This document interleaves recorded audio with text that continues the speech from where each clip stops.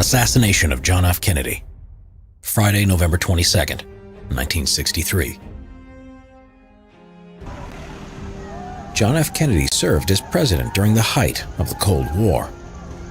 During his presidency, he saw the increase of military spending on both nuclear and conventional forces and increased the number of U.S. advisors in Vietnam from 400 to 16,000. The Bay of Pigs fiasco, the failure of 1,400 Cuban exiles trained by the CIA to invade their own country, began at the start of his presidency. Then there was the Cuban Missile Crisis, resulting in the USSR and the USA signing the Test Ban Treaty, forbidding nuclear testing in the atmosphere. It also established the Hotline, a direct telephone contact between the White House and the Kremlin. During Kennedy's time in office, the Berlin Wall was built by the Soviets in order to stop refugees from fleeing from East Germany to West Germany. In Berlin, he delivered a speech challenging Soviet oppression and gave hope to the people of the city. But in the winter of 1963, the presidency of John F. Kennedy would be tragically cut short. On November 21, 1963, President John F. Kennedy and his wife Jacqueline departed on Air Force One for a 2-day, 5-city tour of Texas. He was to announce his candidacy for the 1964 presidential elections there because Texas was vital for his re-election. Texans needed to be convinced, as the state was largely not in favor of Kennedy's civil rights policies and handling of foreign policies like the Bay of Pigs fiasco. The feuding among Democratic Party leaders there also hindered his chances of re-election, and they needed to be brought together. The next morning on November 22nd, Kennedy made a speech to a large crowd outside the hotel that he had stayed in at Fort Worth, and then made another speech inside, at a breakfast hosted by the local Chamber of Commerce. He would say in the last speech he would ever make, "This is a very dangerous and uncertain world. We would like to live as we once lived, but history will not permit it." The presidential party left the Texas hotel and went by motorcade to Carswell Air Force Base, boarding Air Force One, and landing at Dallas's Love Field Airport a short time later. President Kennedy and his wife shook hands with an enthusiastic crowd and sat in the back seats of their limousine as part of the motorcade. Democratic Texas Governor John Connally and his wife were seated in the seats in front of them. In front of these seats were 2 Secret Service agents. The president's next stop was the Dallas Trade Mart, approximately 10 miles away, where Kennedy was scheduled to deliver another speech. It's estimated that about 200,000 people lined the route to the Trade Mart. The limousine the president was traveling in was an open-top 1961 Lincoln Continental 4-door convertible limousine that was called the SS-100X by the Secret Service. The motorcade moved through Dealey Plaza in downtown Dallas.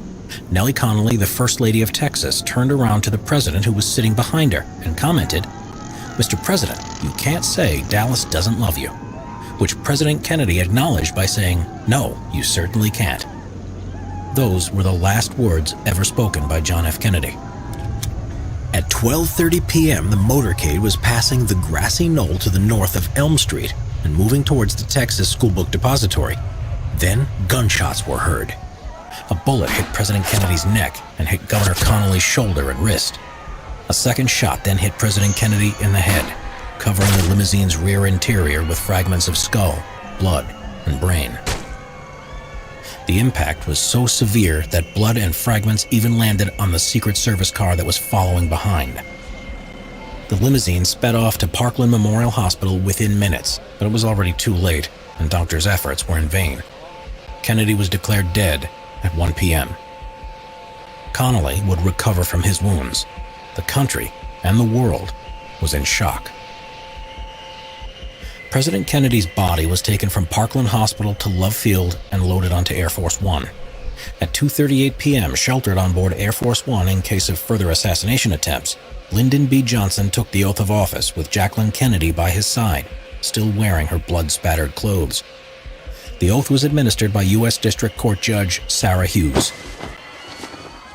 Less than an hour earlier, a person had been arrested by the police. Witnesses had reported hearing and seeing shots from different directions, but several accounts mentioned the southeast corner window on the 6th floor of the Texas School Book Depository building. Only 2 employees from the building were missing, one who had walked outside and wasn't allowed back into the building by police at the time of the shooting, and another, Lee Harvey Oswald, who had only been working there for a month. He had been seen and described by the witnesses who saw him in the sixth-floor window, so a description was sent out by the police. As he moved down the floors, he was encountered by Dallas police officer Marion L. Baker, who had his gun drawn. He was allowed to pass, however, because Oswald's supervisor identified him as an employee. Oswald had slipped out of the book depository after the shooting, had walked several blocks, caught a city bus, and then hailed a taxi that took him straight to his boarding house. There he picked up a pistol and a coat and began to walk aimlessly. Oswald had already left the scene on a bus to his boarding house by 12:40 p.m., but the police did discover a rifle underneath some boxes and its shells by the window on the sixth floor as witnesses had described. The police identified it as a 7.65 Mauser, but later the FBI announced that the police were mistaken and the rifle was an Italian Carcano M91 38 bolt-action rifle. The second-hand Italian-made Carcano rifle had been purchased by Oswald earlier in the year under the alias A. Heidel. The Carcano was a notoriously inaccurate weapon, and for many it's hard to believe that with such a weapon, Oswald, despite his former military training, could hit a moving target like the president twice with such precision at a range of approximately 250 feet. Shortly afterwards, a Dallas policeman by the name of J.D. Tippett was patrolling his usual area and saw a man who fitted the Oswald description on the corner of 10th Street and Patton Avenue. After a brief exchange of words, Oswald shot Tippett 4 times with a .38 revolver, killing him in front of witnesses. Oswald ran to the nearby Commercial Street of Jefferson Boulevard. A man named Johnny Calvin Brewer noticed his suspicious behavior and followed Oswald for several blocks to the Texas Theater. Oswald ducked there without buying a ticket. Brewer hailed the police officer, Nick McDonald, who entered the theater accompanied by another officer. Both officers apprehended Oswald on the stage of the Texas Theater, 6 blocks away from the scene of the crime, at 1:50 p.m. When Oswald was arrested, he was carrying a forged identity card bearing the name Alec J. Heidel, the alias he used to buy the rifle. However, Texas law imposed no control over the purchase of weapons. There was no reason to buy it under an assumed name. So why did Oswald buy the rifle and a handgun by mail order under his assumed name?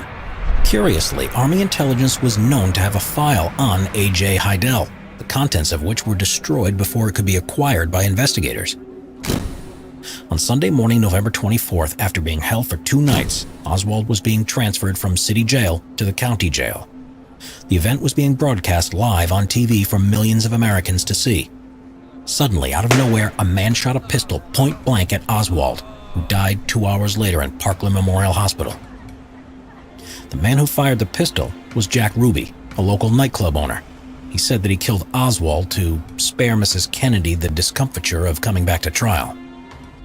The state funeral for President Kennedy was held on November 25, 1963, with representatives from more than 100 countries and millions of viewers watching it on television.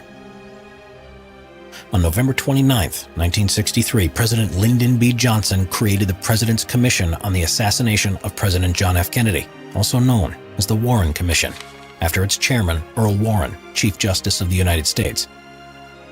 Its 888-page final report was presented to Johnson on September 24, 1964. The Warren report concluded that Oswald, who had become a skilled marksman as a Marine, had fired 3 shots, one that entered Kennedy's neck and exited through his throat before hitting Connally, one that hit Kennedy in the back of the head, the fatal shot, and one that missed the president but ricocheted off a piece of sidewalk which injured James Tague. Many disagreed with these findings and argued instead that there had been a second shooter on the grassy knoll in Dealey Plaza that the motorcade had been approaching, and there were witnesses who thought they had heard shots coming from the direction of a railroad beyond the knoll. The report, however, concluded that Lee Harvey Oswald and Jack Ruby had acted alone, although the findings of the Warren Commission continue to be controversial.